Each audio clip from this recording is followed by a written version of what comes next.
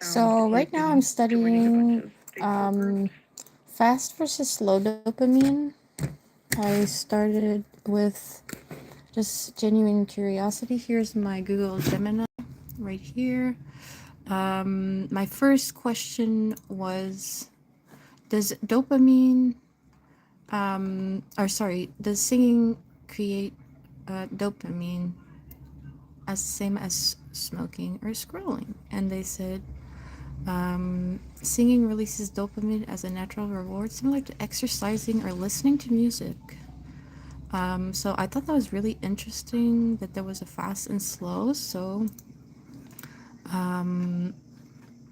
here I asked for activities, and then I asked it to give me 10 examples of each fast and slow releasing dopamine activities, which I am writing down to incorporate in my brain. So right now I'm at number 5 of the slow releasing dopamine.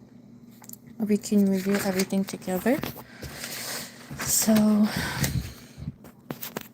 here it's in French, it's the date, today's date, so Monday the 8th of September. So I like to lay out a list of what I want to plan for the day since I'm on work leave, to just get a grip of myself, one could say. So I do this because I like to know how things work. I'm someone who likes to, make sense of things literally and figuratively. So I was wondering, if I'm needing of a sick leave, is there something chemically that's going on? So this is but one of my daily lists for that self-development and just search. So the next one is go to the beach, maybe while jogging, and then here it is, study, or sorry, not this one, but it's gonna be right here. So study how to copy the good effects of Monster drink without the bad effects, or side effects rather. And then create a routine and identify the one that I already have. For example, in the morning I have my coffee, whether it's in Mio, Monster, French vanilla, Tim Hortons with a shot of espresso. Then I go, hola, Ivan. So I'm on my phone most of the time, and then I follow it with some sun intake. How are you, Ivan? Then as my morning started and I was writing all of this, I thought, I love to sing. It kind of feels like an exercise. So if it releases dopamine while I sing. So as confirmed by Gemini, it said yes, long dopamine. So that's where I started with a short video on YouTube that I can link somewhere. It was explaining dopamine versus serotonin, because a lot of people use it interchangeably. However, they are connected to different things. So dopamine, here we have pleasure and focus. I was very surprised to learn about focus was related to dopamine. So the type of thoughts you're gonna have is, this feels good and I want more, which is basically where the addiction comes from, is from this molecule. So in that guy's short, he was explaining how the serotonin versus the dopamine is more so related to happiness and contentment, And I thought contentment was very important because it's something I lack, not by lack of gratefulness, but just I feel like anxiety and depression prevents us from reaching that contentment, that ultimate contentment we have for ourselves and people around us, because it leads to jealousy and all types of bad, feelings alongside anxiety and depression. So then we have the difference of excitatory neurotransmitter for the dopamine. I'm just going to circle them so we can see them better.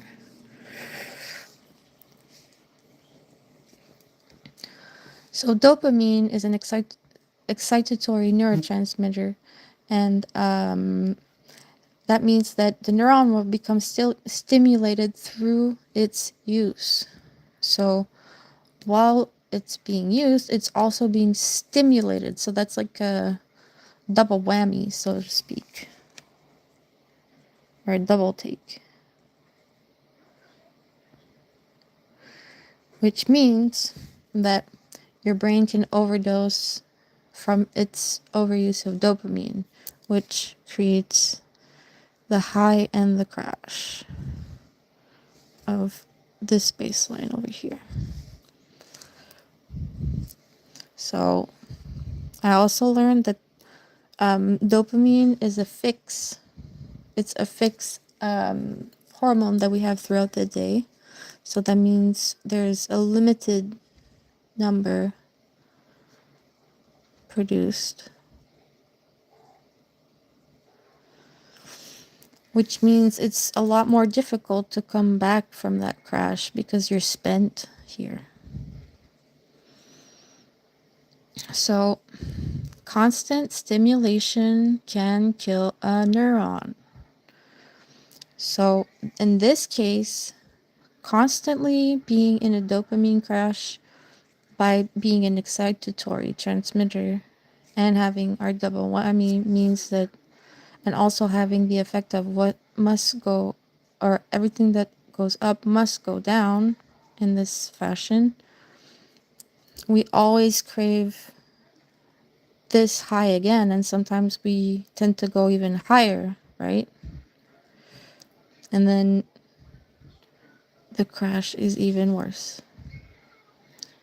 So this peak here will always be at least, or sorry, this high will always cost an equal low. So this is what I learned from this, and that those neurons can be killed. Then, which is probably why we say that smoking weed kills neurons. I think it's actually this concept that kills neurons, and not just the smoking weed in itself.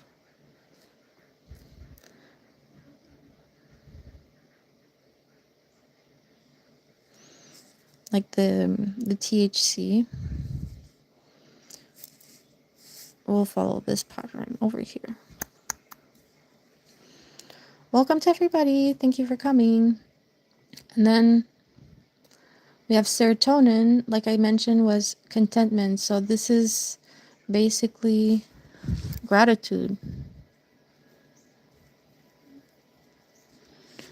You will be able to recognize gratitude.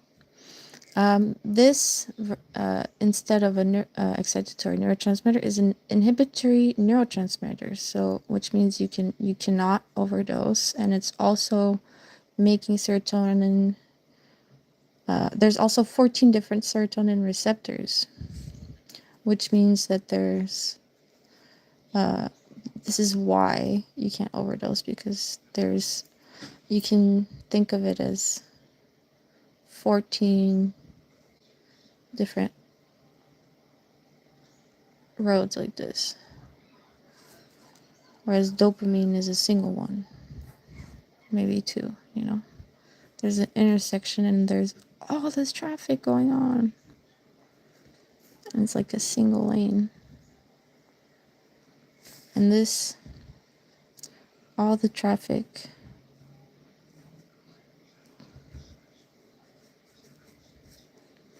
can be,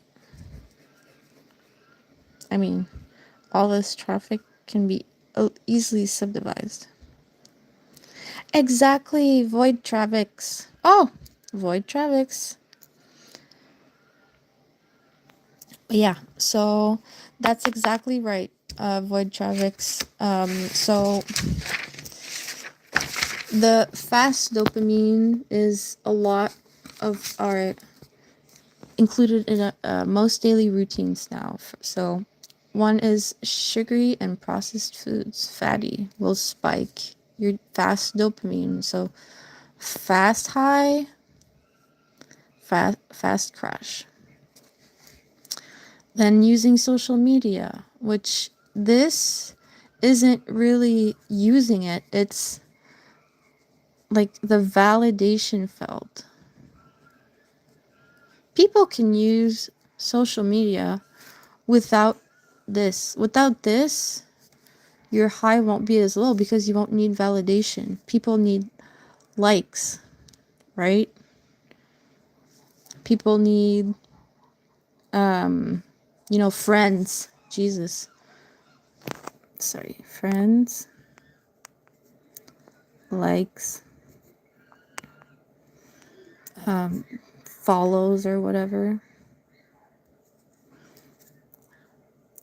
This all stems from validation. If you know you're worth something and you're already validated from your friends, you know your family likes you, and you don't need people to follow you to feel validated, this you won't have a problem with, okay? So using social media is fine if you are already validated. If you have a problem with social media, not its overconsumption, but the likes, comments, and notification, you need to feel validated, seen, and liked. But you can do that in other ways than, online. This is but zeros and ones, okay? People in your life are real. Your cats are real. Your animals are real. If you need friends, likes, and follows, just go pet your dog or your cat, or go to your neighbor's house and pet your dog and your cat, okay? Or their dog or cat. Then there's playing video games. This is very, playing video games is kind of like an escape, right? We like to escape in fantasy. And then instant feedback and awards, you feel like you've achieved something. Achievements. So I know I like to play Plants vs. Zombies for the achievements right now. I'm farming for the achievements. And then I also escape in a fantasy world. I'll write fantasy because that's kind of, necessary for the escape, because you're not going to play something that's already in your life. You want an escape from your reality. So, for example, my mom and I were watching a video of Laundry Simulator. The guy was more fun than the Laundry Simulator, but you know that in real life you're not going to want to do it. It's the absurdity of... So for void traffics, is it possible to be in a constant of rising state of dopamine, like for hours or days without crashing, constantly feeding it, even though the crash is inevitable? Let me read that again, traffics. I feel like everything we do, yes, that's true. Is it possible to be in a constant state of rising dopamine, like for hours or days without crashing? Yes. So I had to reread it twice, but so for example, I have what is called commonly as borderline personality disorder. Um, but I it's a more complex than that. But this is a very good example of feeding dopamines for long, excessive periods of time, and then being in that exact state period of time after that, feeling empty or void, like Mr. Void Traffic's over here. That the perfect example is either trauma bonding or love bombing. So, love bombing, this is different. Love bombing is basically feeding so much love to someone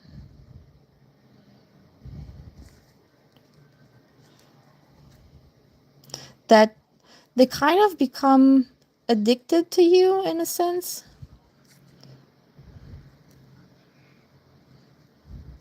So, not always, but this can be a manipulation tactic. It can be, I'm not saying it is. It can be, but sometimes it is done like me in like a naive state of reality. Especially, I would say, in honeymoon phases, relationship of phases. Rel- honeymoon relationship at phase. Jesus Christ. Honeymoon phase of relationships. Okay, I got it, you guys. So, love bombing is a great example of a high dopamine and then a big crash. So, this would be malice. This would be, I would call it maybe, yeah, naive right here. So, this is well intentioned, right? But when we don't know the chemistry behind this is where it can be bad, I guess. So love bombing is one of them. And then number 2, I was mentioning trauma bonding. So there's 2 points to that. So number 1, it would be with a common enemy.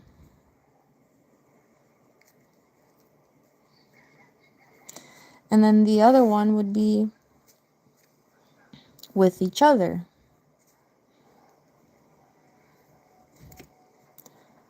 In toxic relationships.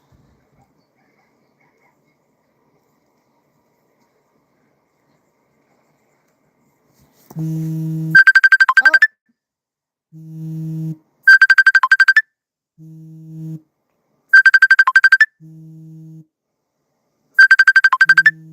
Be right back, you guys. Wait, no.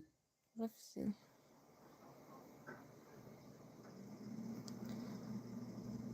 Did she? Let me just one moment.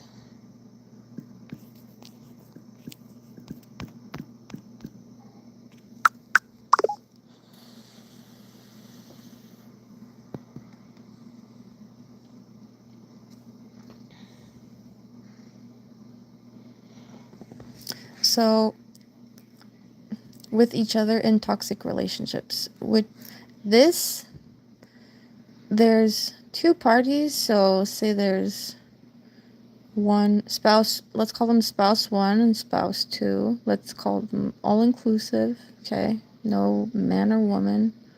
So, spouse 1 and 2 are bonding over this person, which is probably the ex, right? Ex. Or maybe the mom. I don't know, toxic mom, for example. So, for example, spouse one could know their mom. For example, let's say it's spouse one's mom, okay? So, spouse one's mom, for example, is a teacher at the school, okay? Um, spouse one's mom is, let's say they're legitimately abusive. This is hypothetical. So, spouse's one's mom is a teacher at the school, so spouse two knows how much of a bitch they are because they've been to spouse one's home, like to chill, whatever. So they're bonding and bitching over a common enemy. But most of the time it's an ex. Okay. I was this ex. So for example, let's call my ex Brett. So I broke up with Brett, and Brett trauma bonded with a common enemy, which was me, with their current spouse, right? So this would be a good example of trauma bonding with a common enemy. Is spouse one was traumatized by the ex, and so they're venting to it to their current spouse, and they're like, oh yeah, what a bitch, she's so fucked up, she's so crazy, she's so awful. So this would be trauma bonding with a common enemy. And then with each other, this would be, for example, like this. So this spouse one, spouse two, they're toxic with each other.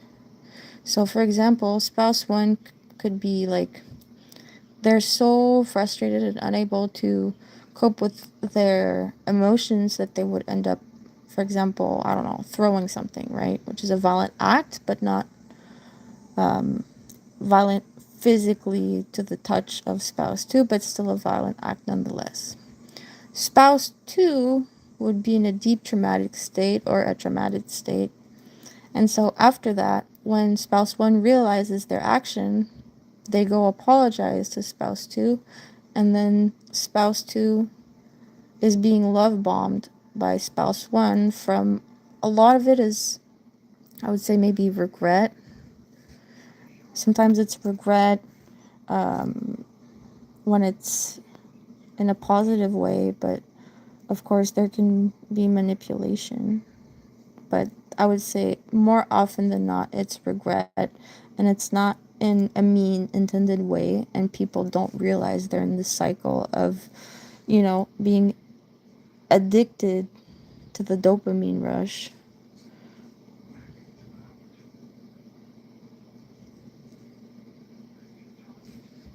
Right? So, give me one moment.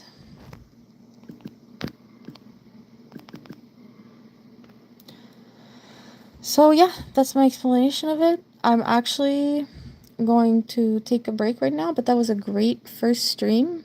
And if I know you, please come in my instant messages and I'll get right back to you. Take care. Thank you so much for being here, and I'll continue this later on. Bye bye.